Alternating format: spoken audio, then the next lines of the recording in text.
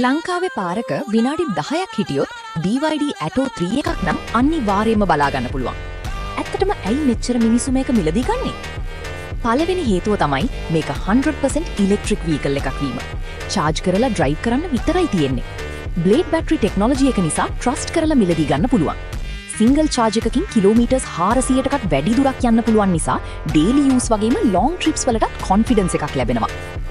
Interior එකට ආවොත් රෝටේටිං touch screen එකක්, පැනරොමික් සන්රූෆ් එකක්, ප්‍රීමියම් කැබින් ෆීල් එකක් සහ ෆියුචරිස්ටික් ඩිසයින් එකක් ලැබෙනවා. සේෆ්ටි, ඩියුරබිලිටි සහ රිලයබිලිටි කියන තුනම නිසා BYD එක මාකට් එකේ ලොකු ට්‍රස්ට් එකක් මේ වෙද්දි හදාගෙන තියෙනවා. ඉතින් මොඩර්න් ටෙක්නොලොජි, ලෝ රනින් කොස්ට් සහ ඉම්ප්‍රෙසිව් රේන්ජ් එකක් හොයන කෙනෙක් නම් BYD Atto 3 කියන්නේ අද ලංකාවේ ජනප්‍රියම EV වලින් එකක්. දැනට ශ්‍රී ලංකාවේ BYD Atto 3 එක රුපියල් මිලියන 13ක් 16ක් අතර පරාසයකින් මිලදී ගන්න පුළුවන්.